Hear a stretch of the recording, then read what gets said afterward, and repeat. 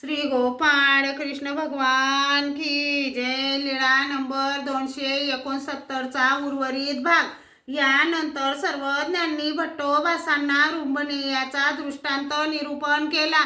कोणी एकू दुधाचे गुण विषेक अनमोदित होते तेथ जाते दू आला होता. तेने पुसिले हा गा दूध ते कैसे दूध ते पांढरे पांढरे ते कैसे पांढरे ते बडिया सारिके बडिये ते कैसे बडे ते रुंबणे या सारिके रुंबणे ते कैसे रुंबणे ते ऐसे म्हणून हातू वाकुडा करुणी दाविला एकू दिसू ये तेने रुंबणे कोठा देखिले तथा अंगणी देखिले हातू वाकुडा करुणी पाहिला दूध ते म्हणून पेवो लागला हिरडिया फुटती रगत निघे.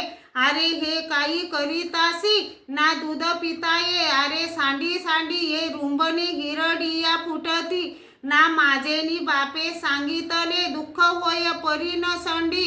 तसे कुणी एक ईश्वराचे गुणानुमोदन विशेष प्रकाराने करीत होते. तेथे एक कर्मठ भक्ती करणारा बसलेला होता. त्याने विचारले अहो परमेश्वर तो कसा.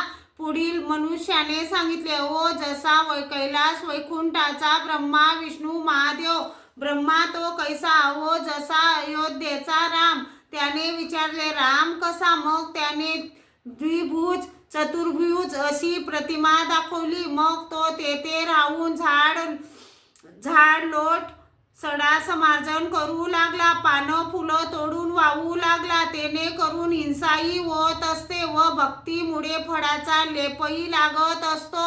अशी हेतू गर्भित हिंसा होते. त्यामुळे जन्म मृत्यूचे बंधन चुकत नाही हेच दुःख होय. श्री गोपाळ कृष्ण भगवान की जय.